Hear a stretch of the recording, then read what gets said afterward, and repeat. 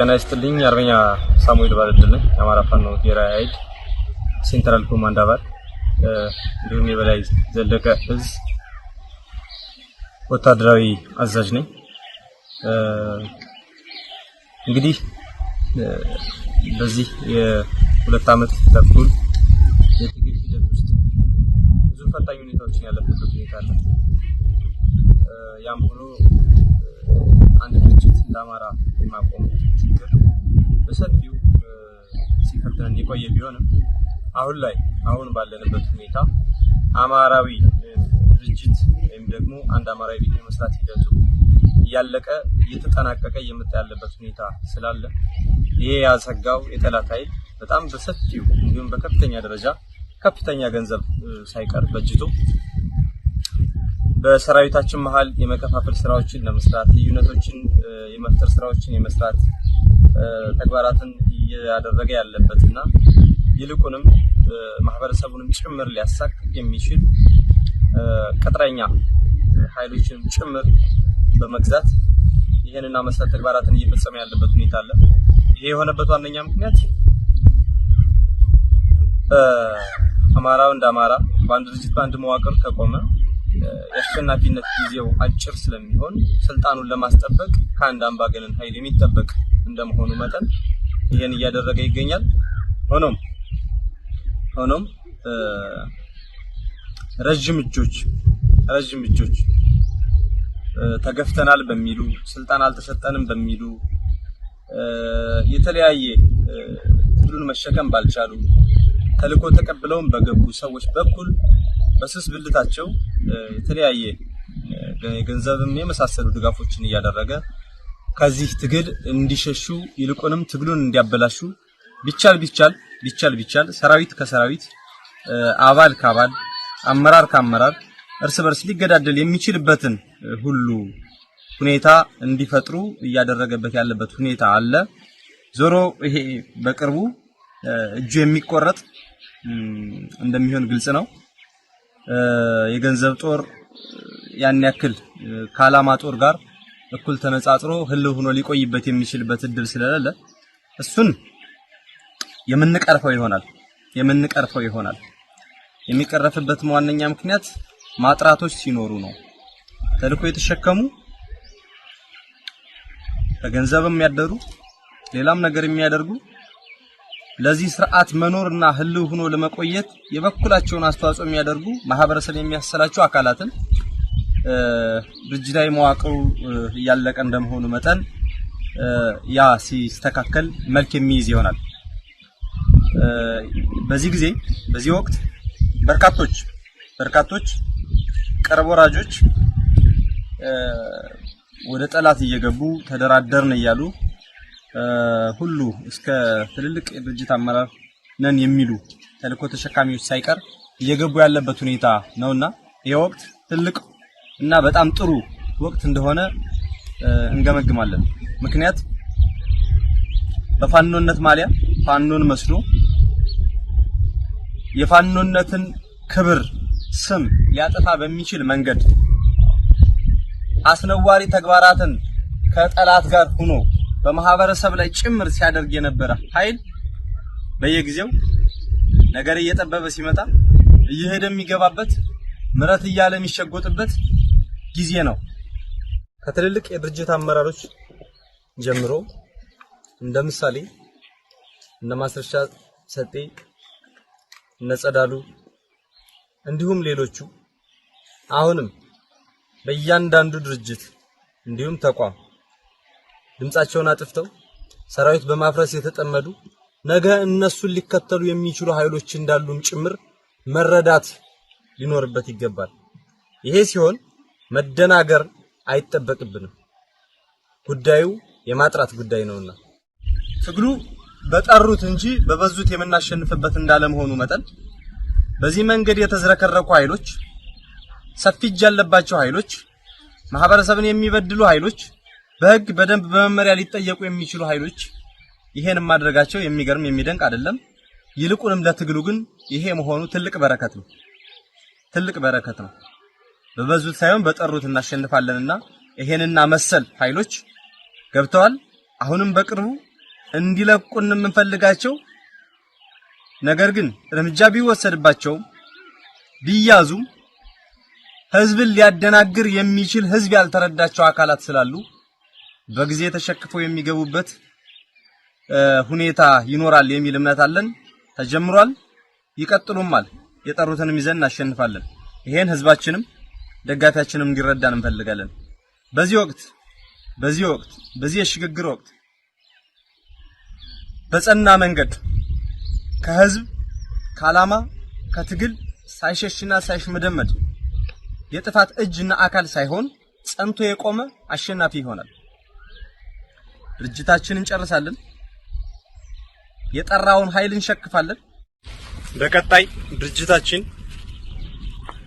በሁሉም እዞቻችን ውስጥ ያሉ የነበሩ የኮማንዶ ኃይሎችንም ጭምር ያዋሃደ አዲስ ወደዚህ ትግል የሚቀላቀሉ ነባር የኮማንዶ የአየር ወለድና የስፔሻል ፎርስ ኃይሎችን ያካተተ ግዙፍ የኮማንዶ ኮር መመስረት ስለሚገባው ስለሚፈልግም የዚህ አካል እንድትሆኑ በየቀጠናው ያላችሁ የኮማንዶ ኃይሎች በየእዙ ያላችሁ የኮማንዶ ኃይሎች ለዚህ ውህድ የኮማንዶ ኮር ራሳችሁን እንድታዘጋጁ ያልገባችሁ እንድትገቡ ከትግሉ ያልተቀላቀላችሁ የኮማንዶ ኃይሎችም ወደዚህ ኮማንዶ ኃይል እንድትቀላቀሉ ጥሪ እናቀርባለን።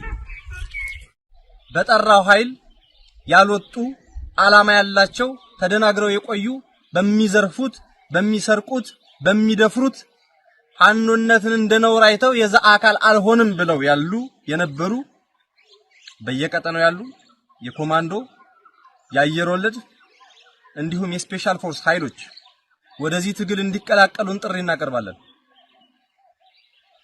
በመላው አማራ የአማራ ጥያቄ ያገባናል የሚሉ የአማራ ኮዝ የኔ ጉዳይ ነው የሚሉ በንጹህ መንገድ በጠራ መንገድ መታገል ፍላጎት ያላቸው የትኛውም የኮማንዶ ኃይሎች የትግል አጋሮቻችን ወደዚህ ትግል እንድትቀላቀሉ ጥሪ እናቀርባለን።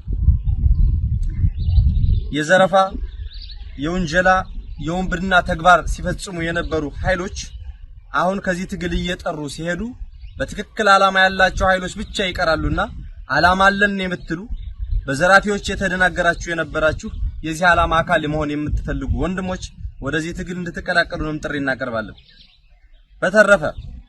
በተረፈ የመንግስትን እጅ እንቆርጣለን፣ የጠላትን እጅ እንቆርጣለን። በበዙት ሳይሆን በጠሩት እንደምናሸንፍ ማሳያችን የጌዲዮን ታሪክ እንደሆነ ሁሉም ሊረዳው ይገባል። አሁንም እናሸንፋለን። የህዝባችን ህልውና እናረጋግጣለን። ነጻነታችን በክንዳችን እናረጋግጣለን። አርበኛ ሳሙኤል ነኝ። አማራ ፋኖ ብሔራዊ ኃይል ሰሜን አማራ ቀጠና በላይ ዘለቀ እዝ ወታደራዊ አዛዥ። ለዚህ መነሻው ነኝ ሳሙኤል ባለድል ሰሞኑን አንድ መግለጫ ሰጥቷል። ይህም መግለጫ በተለያዩ የሚዲያ ልሳኖች ሲንቀሳቀስ አይቻልም። እዛ ላይ ከተናገረው በጥቂቱ አንዷን ሰበዝ ላስቀምጥላችሁ። እኛ የጠሩትን ይዘን እናሸንፋለን። በትግላችን ውስጥ የሚንጠባጠቡ ይኖራሉ። ምናልባት ይላል እነዚህ ኃይሎች እርምጃ ብንወስድባቸው ብንይዛቸው ዓላማቸውን ህዝቡ ስለማያውቅ መደናገር ውስጥ ስለሚገባ በማለት እንጂ የጠላት ተልእኮ ተሸካሚም እንደሆኑ እናውቃለን ይላል። ይህንን ያለው ሳሙኤል ነው። ለምንድን ነው እንደዚህ ያለው? ከአንድነቱ ጋር በተያያዘ አንድነቱን ለማስተጓጎል አሁንም አፈንጋጭ ኃይል ከመካከላችን አለ። ይሄ አፈንጋጭ ኃይል ዋነኛ እንቅስቃሴው የአማራ ትግል በውጤት እንዳይጠናቀቅ በድርጅት እንዳይሰባሰብ እንቅፋት የሚፈጥር እክል የሚፈጥር ኃይል ነው። ይሄ ኃይል ታጋይ ይመስላል፣ በእኛ እንቅስቃሴ ውስጥ አለ፣ ይታወቃል። እርምጃ ግን ብንወስድ ብንይዝ ህዝቡ ስለማያውቃቸው ውዥንብር ውስጥ ይገባል። እኛ እንደ ስህተት እንደተሳሳትን አድርጎ ወይም እንዳጋች አድርጎ ይቆጥረናል። ከዚህ ሁሉ ለቀናቸው በውጤት ደረጃ ግን የጠላት ካምፕ ውስጥ ሲቀላቀሉ ህዝቡ ሲያያቸው እንዳይደነግጥ ነው የሚለው። በጣም ትልቅ አባባል ነው። ይሄንን ቀድሞ ደግሞ ማሳወቁ በጣም ነው ያደነኩት። አንድ የመሪነት ብቃት ይሄ ነው። ቀድሞ ህዝቡ ስብራት ውስጥ እንዳይገባ ባንዳዎች ለይቶ እንዲለያቸው እንደዚህ አይነት ስራ መሰራት አለበት። እነ ማስረሻ ላይ ቀድሞ እንደዚህ አይነት የፕሮፓጋንዳ ስራ ቢሰራ በእርግጥ ብዙ እንቅስቃሴ ተደርጎበታል። ግን የበለጠ ግን ይሄ አመለካከቱን ቀድሞ በአደባባይ ላይ መግለጽ ቢቻል ምንም አይነት በፋኖ እንቅስቃሴው በየትኛው እንቅስቃሴ ማደናገር ውስጥ አይገባም እና የሳሚ የተናገረውም ቀድሞ እንደዚህ አይነት ነገር ማሳወቁ እኔ ጥሩ ነው ብዬ አስባለሁ። ወይ አንድነቱ መቀበል ነው ወይ ከጠላት ጎን መሰለፍ ነው። ሁለት ምርጫ ነው ያለው። ደስ የሚለው ሳሚ እዚህ ላይ ሲናገር አንድነቱ እያለቀ ነው። እያለቀ ሲመጣ ግን ችግሮች አሉ፣ መሰናክሎች አሉ። እነዚህ መሰናክሎች ከውስጥ ነው የሚጀምረው ነው የሚለው። ትክክል ነው። ይህንን የበለጠ መረዳት የሚገባችሁ በተደጋጋሚ ጊዜ ነው የምገልጸው፣ ብዙ ሰዎችም የሚናገሩት ነው። ይሄ የኔ ሀሳብ ብቻ አይደለም። በዋናነት የብልጽግና አገዛዝ ከአማራው የፖለቲካ የኃይል አሰላለፍ ነው እድሜውንም ሊያስረዝምም ሊያሳጥር የሚችል። ምክንያቱም የአማራው ኃይል አሁን ብልጽግና ካለው ቁመና ጋር የሚመጣጠን አይደለም። አንደኛ በኮዝ አይመጣጠንም። አማራው የሚወጋበት ሊሞት የሚችልበት ኢሹ አለው፣ ሀሳብ አለው፣ ርዕይ አለው፣ መዳረሻ አለው። ይሄ ሊተነተን ይችላል፣ ፖለቲካዊ ትንተና ሊሰጥበት ይችላል። በብልጽግና በኩል ግን የሚሞትለት ሰራዊት ኮዝ የለውም። ለዚህ ነው አንደኛ ሰራዊቱ ገብቶ በጣም ተደናግሮ እጅም የሚሰጠው የሚደመሰሰውም እንትን ስለሌለው ወኔ የለውም፣ የመዋጋት ወኔ የለውም። ወኔ ሊመጣ የሚችለው ከሀሳብ ነው። ሀሳቡ ደግሞ ከምትሞትበት ኮዝ ነው የሚመጣው፣ ከዓላማ የሚመጣ ነው። ፋኖ ትልቁ ድል ዓላማ ይዟል። ስለዚህ በዓላማ አይገናኝም። ሁለተኛ በአቅም በችሎታ በስልጠና አይገናኝም።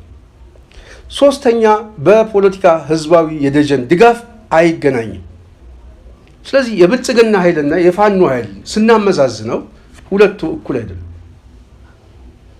እስካሁን ለምንድን ነው ታዲያ ይህንን በውጤት ደረጃ ማሳየት ያልተቻለው የሚል ጥያቄ ከመጣ ብልጽግና የጠቀመው የአማራ ኃይሎች ተሰባስበው አንድ ሆነው አለመቆም ነው። ለምሳሌ ጦርነቱ በጀመረበት ሰዓት ላይ የነበረው አሰላለፍ ምን ነበረ? ስገመግሙት በጣም አጥቂዎች ናቸው ይሄኔ በሁሉም ነገር። ከዛ በኋላ ግን የመጣው ግን ምንድን ነው? የአማራ ኃይሎች እንዳይስማሙ የሚያደርግ ትርክቶችን መፍጠር ነው። የመንግስት ቁመናውን ተጠቅሞ የቴሌን ቁመና፣ የኢንሳን የደህንነት እንደዚህ አይነት ነገር ስልክ እየጠለፈ ወሬ በማቃጠር ምናምን እና ይሄ ምንድን ነው ከመንግስትነት ወርዶ የማጋጨት ስራ ነው ሲሰራ ነበር። ይሄ በአንጻራዊነት እናንተ ጋር አንድነት እንዳትፈጥሩ ወይም የፋኖ እንቅስቃሴ አንድ እንዳይሆን የሚደረግ የኮንስፓይረሲ ስራ ነው። አንዱ የሴራ ትንተና ነው። ማጋጨት የሴራ ትንተና ነው። ይሄ ደግሞ አልበቃም። በመካከላችሁ ላይ ሰው መልምሎ ማስገባትም አንድ ጉዳይ ነው። ከፍተኛ ገንዘብ ማፍሰስ በመሳሪያ ትግል ያቃተውን ከጥይት አፈሙዝ ድል ሲያጣ በገንዘብ ድል መሸመት ነው የያዘው። ስለዚህ ይሄ እየተቆረጠ እየመጣ ነው። አንደኛ ነገር የድርጅት አንድነቱ እየተሰበሰበ ሲመጣ ቀድሞ የደራጀውም ኃይል እየተሰበሰበ ይመጣል። አንድነቱ ሲመጣ ቀድሞ የደራጀው ኃይልም ጥቅም እንጂ ዓላማ ስለሌለው ይሄ ኃይል ራሱን ከሁኔታው እያፈነገጠ ይመጣል፣ እየተለየ ይመጣል። ስለዚህ የአማራው አንድነት እየተሰባሰበ ደግሞ ሲመጣ ለብልጽግና አደጋ ነው። አሁን ካለበት የተለያዩ የኃይል አሰላለፎች የአማራው አንድነት ሲጨመር የጦርነቱ አቅጣጫ በሁሉም አካባቢ ነው የሚሆነው። በተመሳሳይ ሰዓት በተመሳሳይ ጊዜ ተመሳሳይ የሆኑ የማጥቃት እንቅስቃሴ አገዛዙ መቋቋም አይችልም። ስለዚህ ያለው አማራጭ ማፈግፈግ ነው፣ መሳብ ነው፣ ወደኋላ ነው የሚሳቡ። የክልሉ ኃይል በሙሉ ተስቦ የሚመጣ ወደ መሀል ሀገር ነው። የመሀል ሀገሩ ግን ተስቦ ግን የሚሄደው አገር ጥሎ ነው የሚሸሸው። ስለዚህ ወሳኝ ነው። በጣም ስትራቴጂክ የሆነ ጎል አለው። የአማራ አንድነት ሲሰባሰብ የሰራዊቱ ወኔ ይሰበሰባል፣ የደጋፊ ወኔ ይሰበሰባል፣ የህዝባችን ወኔ ይሰበሰባል። እሱ ብቻ አይደለም፣ በአገዛዝ ውስጥ ያለው ተስፋ የቆረጠው ሰራዊትም እንደ አማራጭ ይጠቀምበታል። እዚህ ከምሞት እናንተ ጋር መቀላቀል የተሻለ ነው ብሎ ስንቁንም ትጥቁንም ይዞ የሚገባው ኃይል ልትቆጣጠሩት አትችልም። ስለዚህ አንድነቱ ወሳኝ ነው። ከብዙ ትንተና ስንነሳ አንድነቱ በጣም ወሳኝ ነው። የተለያዩ አሰላለፎች ውስጥም ለመግባት አንድነቱ ወሳኝ ነው። አሁን የገባበት የአማራ ህዝብ የህልውና አደጋን ማስቀረት የሚቻለው በአንድነት ያለው ኃይል ሲሰባሰብ፣ ይህ ኃይል እንዳይሰባሰብ ነው ዋነኛ የብልጽግና እንቅስቃሴ ይህንን መበተን ነበር። ስለዚህ ሳሚ የተናገረው አንድነቱ እያለቀ ሲመጣ የሚንጠባጠቡ ኃይሎች እንዳሉ ይገባናል። ብንይዛቸው፣ እርምጃ ብንወስድባቸው ህዝቡ ሊደናገር ይችላል። ለቀናቸዋል። እኛ አንድነቱን እንሰበስባለን። ጥቂቶች የቆረጡ በእነሱ እናሸንፋለን ያለው ትክክልም ነው። ትግል የሚያልቀው በነገራችን ላይ በብዙሃኑ አይደለም፣ በጥቂት ደፋሮች ነው። 11 ሰዎች ናቸው አይደል የደደቢት በረሃ ላይ ገብተው የ83ቱን እኮ ያመጡት እኮ እነዛ ሰዎች ናቸው። መነሻው 11 ናቸው። ከታሪኩ ስንሰማ የፋኖ እንቅስቃሴም ሲጀመር ጥቂት ሰዎች ናቸው እየሰፋ ያመጣው ማለት ነው። ስለዚህ በጥቂት ቆራጦች ናቸው ውጤት የሚመጣው ድል የሚመጣው። እነዛ ጥቂቶች ግን ራዕይ ያስፈልጋቸዋል። የአማራ ህዝብ ራዕይ ያላቸው ከሆኑ መዳረሻ ግብ ያላቸው እስከሆኑ ድረስ ለትግሉ ራሳቸውን የሰው እስከሆኑ ድረስ ውጤት ያመጣሉ። የማይቀር ጉዳይ ነው። የዓላማ ሰው ምንጊዜም ያሸንፋል። ብዙ ሊቸገር ይችላል። ብዙ ውጣ ውረድ፣ ብዙ ድካም፣ ብዙ ጠላት ሊበዛበት ይችላል። ዓላማውን በጽናት በቁርጠኝነት እስከ መጨረሻው ድረስ የሚፋለም ሰው ግን መጨረሻ ላይ ያሸንፋል። ውጤቱ ራሱ ያሸንፋል። ምክንያቱም የጸና ሰው ነው ግቡ ላይ የሚደርሰው። ከዛ በፊት ደክሟቸው በጣም ብዙ ሰዎች የሚራገፉ ሰዎች አሉ። ለዚህ ነው አሁን ሳሚ በሰራዊቱ ውስጥ የሚንጠባጠቡ አሉ እንዳለ ሁሉ የሚንጠባጠቡት ግን ያሉት በሰራዊቱ ብቻ አይደለም። የሚንጠባጠበው በድጋፍ መሰረት ውስጥም አለ። የሚንጠባጠበው በውጭም በውስጥም አለ። የሚንጠባጠበው አንድነቱን የማይፈልገውና የሚፈልገው የሚለይበትም ስለሆነ በነገራችን ላይ ወንፊት ነው። የፖለቲካ ስራ በደንብ ለሚገመግም ሰው አንድነቱ ታክቲካል ብቻ ሳይሆን ስትራቴጂ ነው የምላችሁ። ደጋፊውንም የሚለይ ወንፊት ነው፣ ማጥለያ ነው። አንድነቱን የሚፈልጋለ፣ አንድነቱን የማይፈልጋለ። አንድነቱን የማይፈልገው ከጠላት ካምፕ እንደሆነ ትንተና የሚሰጥበት፣ አንድነቱን የሚፈልግ ደግሞ ከአማራ ህዝብ ጎን እንደሆነና ከትግሉ ጎን እንደሆነ የሚታይበት። ስለዚህ አንድነቱ በራሱ የድጋፍ መሰረታቸውንም የሰራዊቱንም ቁመና የምትለኩበት የምትመዝኑበት አንድ የማጥሪያ መሳሪያ ነው። ስለዚህ ይህ አንድነት እያለቀ ሲመጣ የሚንጠባጠቡ ሰዎች እንዳሉ ሳሚ ገልጿል። ግን በእነሱ ግን ትግሉ አይቆምም። ዋናው ነገር ማወቅ ያለባቸው በእነሱ አይቆምም። ማንም ሰው ከዚህ ትግል ሊንጠባጠብ ይችላል። የሚታወቅ ሰው፣ ዝነኛ ሰው ምናምን ተብሎ ይህንን ትግል የአማራን ትግል ማስቆም ከዚህ በኋላ ይቻላል። ከዚህ በኋላ የአማራን ወጣት የሚያስቆም የህልውና ታጋይ የለም። በነገራችን ላይ መሬት ላይ ያሉት ትግሉ ቢደክማቸው እንኳን ስደት የገቡት ሰዎች ተመልሰው መጥተው ትግሉን ያቀጣጥሉታል። እኔ ይህንን በእርግጠኝነት ነው የምነግራችሁ። የአማራ ህዝብ ከዚህ በኋላ በፍጹም ከማሸነፍ ውጭ ምርጫ ስለሌለው ከማሸነፍ ውጭ ምርጫ የለውም። አማራው ተሸነፈ ማለት በዚህ ትግል ላይ እንደ ሀገር የሚቀጥልበት ምንም አይነት ግራውንድ ምንም አይነት እድል አይሰጡትም። ይሄ ሊሰምርበት ይገባል። እንደ ህዝብ ነው የሚያጠፉ። ብቸኛ ምርጫችን ማሸነፍ ነው።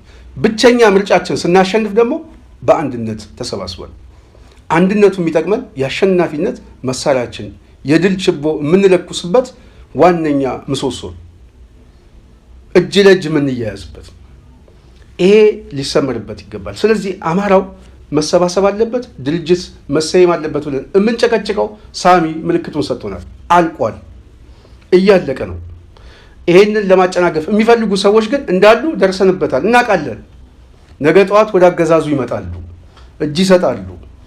እነዚህ ሰዎች ጥቅማቸው ስለተቋረጠ ነው፣ አንድነቱ ስለመጣ ነው የሚል እነዚህ የሰርጎ ገባ ኃይሎች ናቸው። ስለዚህ ይሄንን ስላሳወቀን በጣም ቴንኪው ነው የምለው።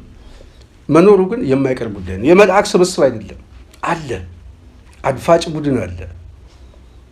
ስለዚህ ይሄንን ኃይል እየቆረጣችሁ የምትመጡበት መንገድ አንድነቱ ስለሆነ አንድነቱን በፍጥነት መጨረስ ወሳኝ ነው ብዬ አስባለሁ። ከዚህ በኋላ ድርጅታዊ አንድነታችን እያለቀ ሲመጣ ከአንድነቱ ይፋዊ ጥሪ በፊት የእናንተ ብዙ ታክቲኮች አሉ፣ ግን የበለጠ አዳዲስ ብዙ ሁኔታዎችን ልታሳዩ እንደምትችሉ ይገባኛል። ብዙ ነገሮችን በሚዲያ መናገር አያስፈልግም። ምክንያቱም አንዳንድ ጉዳዮች ከእናንተ የትግል ታክቲክ ጋር አብሮ ሊሄድ ስለሚችል መዘርዘር አያስፈልገኝም። ግን ከአንድነቱ ጋር ግን ቀድማችሁ እንደ ቅድመ ሁኔታ የምትሳሰሩበት የተለያዩ አጫጭር ድሎች እና አጫጭር ውጤታማ የሚያደርገው ከፊታችሁ ብዙ ነገር ሊኖር ስለሚችል ያንን መገምገም በጣም ጥሩ ነው ብዬ አስባለሁ። ሳሚ የተናገረው ምናልባት በቅርብ ጊዜ እያለቀ የመጣውን የአማራ ሕዝብ አንዱ ከአንድነቱ ጋር የተገናኘ ስለሆነ ይህንን ካበሰሩ በከፍተኛ ደረጃ በፋኖ ትግል ውስጥ ትልቅ ለውጥ ሊመጣ እንደሚችል እኔ በፍጹም ነው የማምነው። ይህንን ለማለት ነው የጽናት ሚዲያ ቤተሰቦች በዋናነት ወደ እናንተ ሀሳቦችን ማምጣት የፈለግኩት። በተለይ አንድ ማሳሰቢያ መናገር የምፈልገው የአገዛዙ ኃይል እየተሸነፈ እየተመታ ሲመጣ እንግዲህ እገታ አለ። አሁን ይሄ ከአዲስ አበባ የሚወጣ ባስ እያገተ ነው፣ በተለይ አማራ ክልል ላይ ያለው። ስለዚህ አንዳንድ ሚዲያዎች ላይም ሲናገሩ ሰምቻቸዋለሁ። ጥሩ ማሳሰቢያ ሆነው ስላገኘሁት ነው። አሁን የህልውና ጦርነት ላይ ነው ያለው ህዝቡ። ስለዚህ በተቻለ አቅም በተለይ አማራ ክልል ላይ የሚደረግ የእንቅስቃሴ ከዚህ ከምግብ ነክና ከምናምን የሰው እንቅስቃሴ በተወሰነ መልኩ በጣም ጥንቃቄ ሰው ቢያደርግ እና ሌላ አማራጮችን ቢጠቀም ጥሩ ነው ብዬ አስባለሁ። ቢረዝምም ሌላ አማራጮችን መጠቀም እና በተመሳሳይ መንገድ ተመሳሳይ ጥቃት፣ ተመሳሳይ እገታ የሚፈጽመው የብልጽግና አገዛዝ ነው። ቂም በቀል ነው፣ በቀል። ስለዚህ እዛ አካባቢ ላይ ህይወታችሁን አደጋ ውስጥ የምትከቱ ወገኖች ጥንቃቄ ብታደርጉ። ይሄ የህልውና ትግል ላይ ነው፣ ከፍተኛ የሆነ ጦርነት ላይ ነው ያለ ነው። ስለዚህ የተወሰነ ጊዜ መጠበቅ የግድ ያስፈልጋል። የቤተሰብ ናፍቆት አለ፣ በጣም ብዙ ጉዳዮች አሉ፣ አሳሳቢ ጉዳዮች አሉ። ግን ከህይወት በላይ አይሆንም። ምክንያቱም አገዛዙ የሚጠቀመው አዲስ አበባ ላይ ያለ ሚኒሻ አለ፣ ክልሉ ላይ ያስገባው ሰራዊት አለ። ሰራዊቱ ሲመታበት በሚኒሻው ደግሞ ሲቪሊያንን መጉዳት ነው። ዋናው ግቡ አማራን መምታት ነው። ስለዚህ ባስ ውስጥም አገኘው፣ ሱቁ ውስጥም አገኘው፣ ትምህርት ቤት ውስጥም አገኘው፣ አማራ ከሆነ መግደል አብይ እንደ ግብ ነው የሚያየው። ይሄንን እያንዳንዱ ሰው መረዳት የግድ ያስፈልገዋል። ሚኒሻ እኮ እየቀጠረ እኮ የሚያገዳድለው እኮ ምንም ስለሚፈልገው እኮ ነው። ሚኒሻውን ቢሞት ውጤት ነው። የገዛ የፋኖ ወንድም ቢሞት አማራውን ነው የሚቀንሰው እና ይሄ ሊገባን ይገባል። ስለዚህ የእነዚህ ሰዎች መጨረሻ ውጤት የአማራን ህዝብ ማዳከምና መጨረስ ነው። ሚኒሻው በተለይ እየነቃ የምትመጣ ከሆነ መንቃት ነው። የማትነቃ ግን ከሆነ ግን ምሬ ወዳጆ እንዳለው መጨረሻ ላይ ሜዳውን ለጠላት መጫወቻ እናደርገዋለን። አታሸንፍም። የጠላት ግን መጫወቻ ትሆናለህ። ተሸንፈ በውጤትህ ላይ በመቃብርህ ላይ ጠላት ሐውልት ሊሰራ ይችላል፣ የአሸናፊነት ሐውልት እንጂ ፋኖ ማሸነፍ አትችልም። ስለዚህ ይሄን ሊገባ ይገባል። በየአካባቢው ላይ የምሰለጥነው ሚኒሻ በዋናነት የብልጽግና አቋም ብትሞትለት እንጂ በህይወት ተርፈህ ነገ ጠዋት ውጤት ይዘህ እንድትመጣ እንደ ሀገር ቀና ብለህ እንድትኖር አይፈቅድም። የምትነቃ ከሆነ ከወንድሞች ጋር ተቀላቅለ ትግሉን ማፋፋም፣ የማትነቃ ግን ከሆነ ግን ቢያንስ ቤት በመቀመጥ ይህንን ትግል በዝምታ ብታልፍ ወይም ደግሞ መረጃ እየሰጠህ የመረጃ ትግል ብታደርግ ጥሩ ነው ብዬ አስባለሁ። ከዛ ውጪ እንግዲህ የተለያየ ጉዞ የሚያደርጉ ሰዎችም ጥንቃቄ እያደረጉ ይህንን ጊዜ ማለፍ አለባቸው የሚል ምክረ ሀሳብ ለማስቀመጥ ነው። የጽናት ሚዲያ ቤተሰብ እንግዲህ የተለያዩ ሀሳቦችን እያመጣን እየተወያየን ነው። በሚቀጥለው በሌላ ሀሳብ እንመጣለን። በተለይ ከአንድነቱ ጋር በተያያዘ በጣም ትኩረት የሚሰጥ ጉዳይ ስለሆነ መሬት ላይ ያሉ ሰዎችም ተስፋ የሚሰጥ አዳዲስ መረጃዎችም እያቀበሉ ስለሆነ እነሱንም እናመሰግናለን እያልኩ የዛሬ ፕሮግራማችን እዚህ ላይ ጨርሳለሁ። በሚቀጥለው በሌላ ፕሮግራም እስክንገናኝ እኔ ስንታየው ቸኮል ነኝ። ሰላም።